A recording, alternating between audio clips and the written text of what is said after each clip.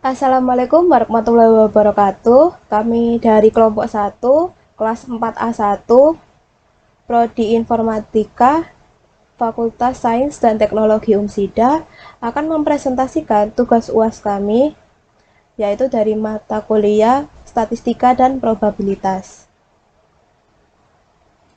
Ini adalah nama kelompok kami. Saya Anastasia Nadia Puspitasari, NIM 026 sebagai ketua kelompok. Yang kedua Fitri Aziza, NIM 018. Yang ketiga Ahmad Adarisa, NIM 252. Yang keempat Adrian Faris Parama, NIM 217. Kami di sini akan mempresentasikan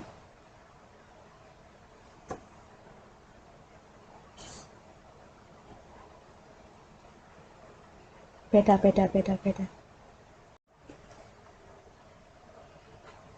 Jadi di sini saya akan menjelaskan tentang grafik distribusi frekuensi.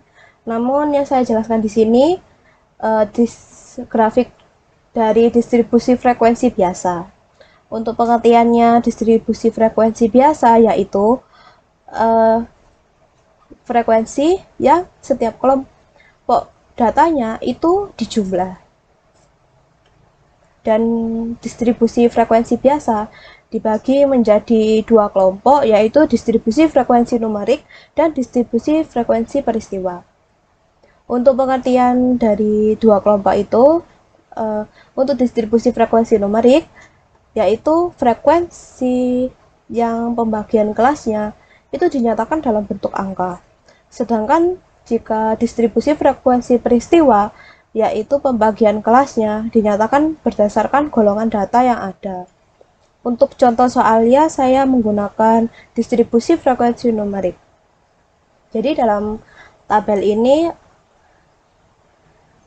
ada 7 kelas ya, dan interval dari kelas tersebut, kelas 1 22 sampai interval kelasnya 22 sampai 34 dengan frekuensi 6. Kelas 2 interval kelasnya 35 sampai 44, frekuensinya 8. Kelas 3 interval kelasnya 45 sampai 54, frekuensinya 11 dan seterusnya. Untuk jumlahnya, jumlah dari semua frekuensi, karena ini adalah distribusi frekuensi biasa, jadi frekuensinya harus kita jumlahkan sesuai dengan data yang ada, dan jumlahnya adalah 65. Untuk grafik frekuensi biasa bisa dilihat dalam tabel grafik di sini.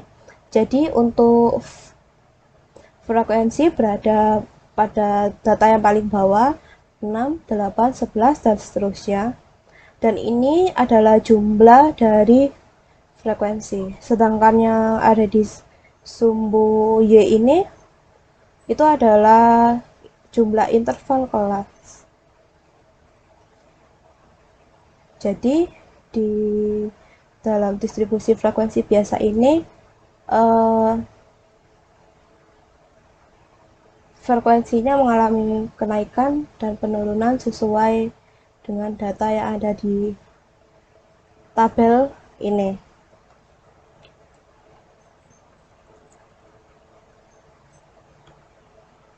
Assalamualaikum warahmatullahi wabarakatuh. Perkenalkan, nama saya Ahmad Andarisa, NIM 20252. Di sini saya akan mempresentasikan tentang distribusi frekuensi relatif. Distribusi frekuensi relatif yaitu berisikan nilai-nilai hasil bagi antar frekuensi kelada dan jumlah pengamatan. Distribusi ini menyatakan proporsi data yang berada pada suatu kelas interval. Distribusi frekuensi relatif pada suatu kelas didapatkan dengan cara membagi frekuensi dengan total data dari pengamatan atau observasi dengan menggunakan rumus yaitu F relatif kelas I sama dengan F mutlak kelas I dikali 100% dibagi N. Untuk Yang pertama adalah 6. 6 dikali 100% dibagi 65 hasilnya adalah 9,2. 8 dikali 100% dibagi 65 hasilnya 12,3. 11 dikali 100% dibagi 65 hasilnya adalah 17. 14 dikali 100% dibagi 65 hasilnya adalah 22. 12 dikali 100% dibagi 65 hasilnya adalah 18. 8 dikali 100% dibagi 65 hasilnya adalah 12,3. 6 dikali 100% dibagi 65 hasilnya adalah 9,2. Dengan ini didapatkan dengan persentase 100%. Gambar di samping merupakan grafik distribusi frekuensi relatif. Ya, untuk frekuensi kumulatif yaitu distribusi yang berisikan frekuensi kumulatif yaitu distribusi yang dijumlahkan. Distribusi frekuensi kumulatif memiliki kurva yang disebut ogive. Untuk nilai yang kurang dari 25 hasilnya adalah 0, kurang dari 34 hasilnya adalah 6. Untuk yang kurang dari 44 hasilnya adalah 6 plus 8 hasilnya adalah 14. Kurang dari 54, 14 ditambah 11 hasilnya adalah 25. Kurang dari 64 yaitu 25 ditambah 11 ditambah 14 hasilnya adalah 39. Kurang dari 74 yaitu 39 plus 12 yaitu 51. Kurang dari 84 yaitu 51 plus 8 hasilnya adalah 59. Kurang dari 94 yaitu 59 plus 6 hasilnya adalah 65. Untuk nilai yang lebih dari 25 F kumulatifnya adalah 65. Lebih dari 34 hasilnya adalah 59. Lebih dari 44 hasilnya 51. Lebih dari 54 hasilnya 40. Lebih dari 64 hasilnya 26. Lebih dari 74 hasilnya 17. Lebih dari 84 hasilnya 6. Gambar di samping merupakan grafik distribusi frekuensi kumulatif. Assalamualaikum warahmatullahi wabarakatuh. Nama saya Trian Faris, absen 17.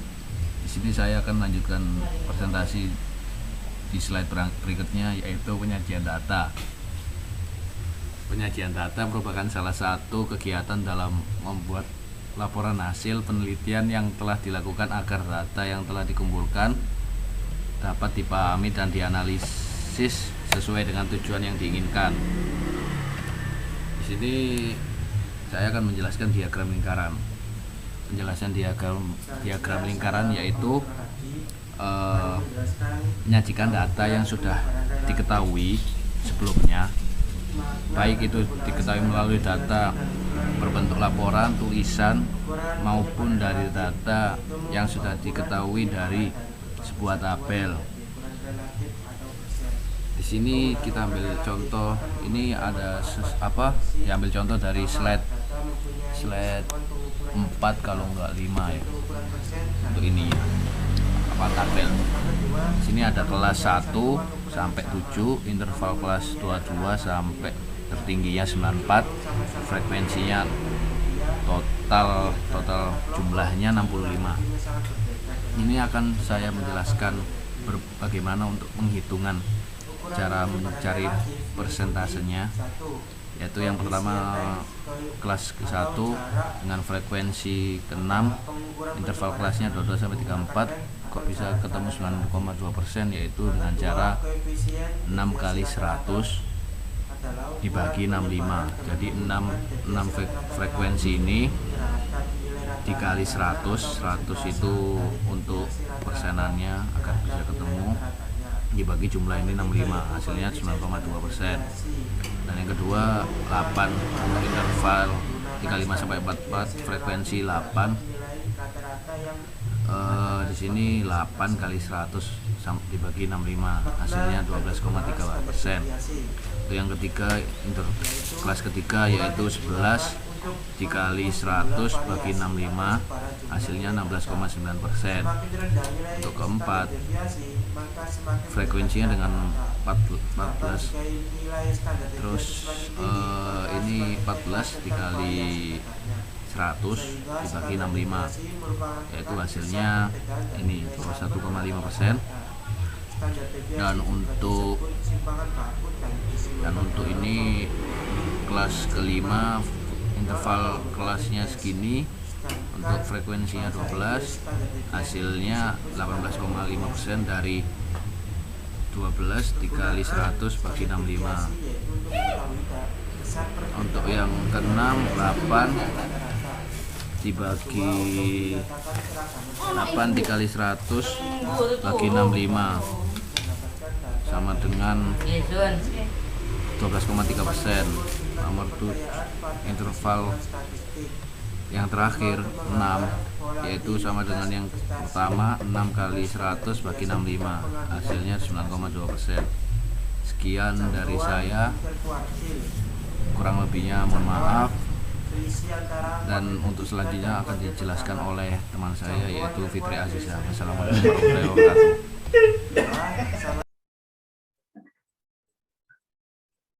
Jadi, di penyajian data ini saya akan menjelaskan tentang kurva Ogif.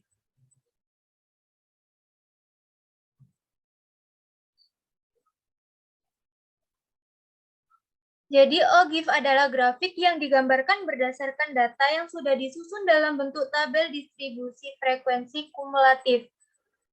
Untuk data yang disusun dalam bentuk tabel distribusi frekuensi kumulatif, kurang dari grafiknya berupa Ogif positif, sedangkan untuk data yang disusun dalam bentuk tabel distribusi frekuensi kumulatif lebih dari, grafiknya berupa Ogif negatif.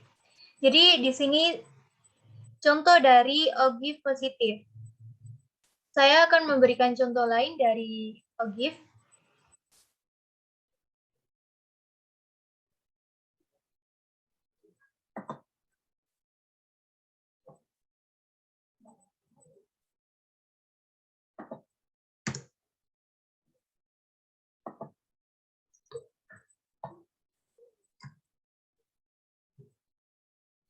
Di sini sudah terdapat tabel distribusi dan terdapat tabel tepi bawah. Jadi rumus dari tepi bawah di sini adalah batas bawah, yaitu 45, dikurangi 0,5, maka hasilnya 44,5. Dan di sini ada tepi atas. Tepi atas rumusnya yaitu batas atas 50 ditambah 0,5, dan di sini juga terdapat titik tengah. Rumusnya yaitu batas bawah ditambah batas atas dibagi 2, maka hasilnya 47,5. Untuk membuat Ogif positif, pertama kita harus membuat tabel terlebih dahulu. Tabel dari hasil perhitungan di atas tadi.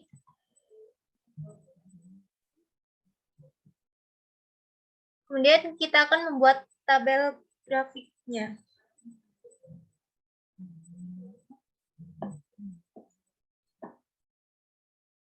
Untuk membuat grafik Ogif positif, kita menggunakan nilai tepi atas.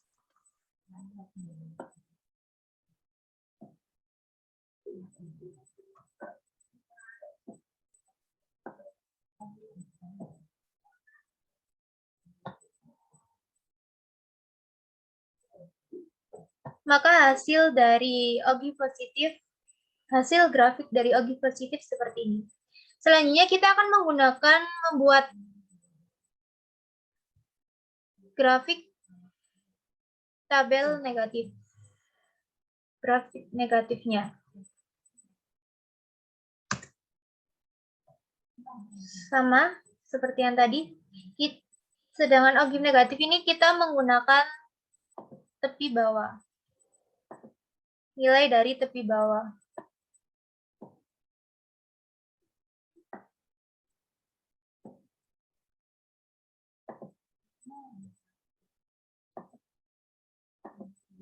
Maka grafiknya seperti ini.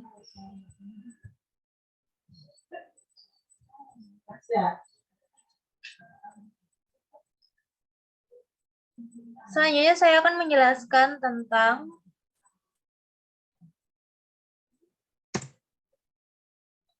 kesalahan penyusunan distribusi frekuensi. Jadi banyak kesalahan yang terjadi saat membuat penyusunan distribusi frekuensi. Salah satunya yaitu kesalahan penulisan data dalam tabel yang pertama, yang kedua yaitu tidak konsistennya menggunakan simbol matematika. Jadi kesalahan-kesalahan seperti itu banyak terjadi di penyusunan distribusi frekuensi. Demikian presentasi dari kelompok kami. Apabila ada kekurangan, mohon maaf ya sebab-sebab.